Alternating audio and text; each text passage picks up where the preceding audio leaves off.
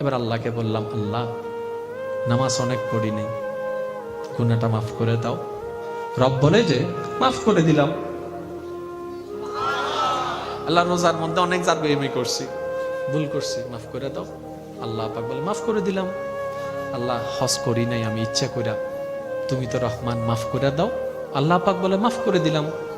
এবার বান্দা যতটা বলে আল্লাহ মাফ করে দেয়। এবার বান্দা বলে, আল্লাহ কিছু গুনার পাল্লা হালকা হইছে,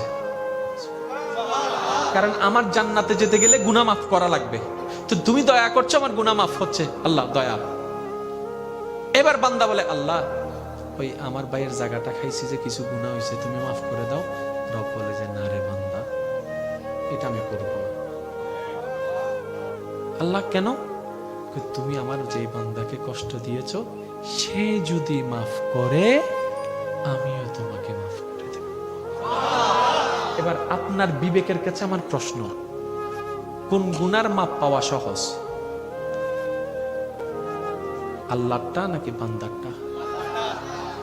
যেটাতে মাপ পাওয়া সহজ সেটাতে আপনি আমি যেভাবে সিনসিয়ার, যেটাতে মাপ পাওয়া কঠিন সেটার মধ্যে আমাদের মনোযোগ নেই।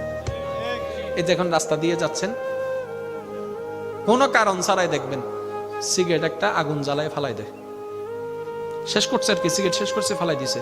ভাইয়া আগুন আছে তো, সমস্যা কি? কোন একটা মানুষ যদি খালি পেয়ে যায়,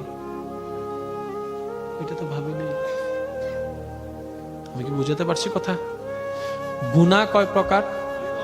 একটা আল্লাহকে ডাইরেক্ট দিচ্ছেন, আর একটা বান্দাকে কষ্ট দিয়ে দিচ্ছেন।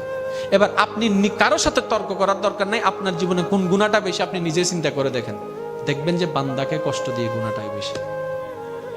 যেটাতে মাপ পাওয়া 90% কঠিন, আর আল্লাহকে যেটা কষ্ট দিয়েছেন সেটাতে মাপ পাওয়া 99.99% সহজ।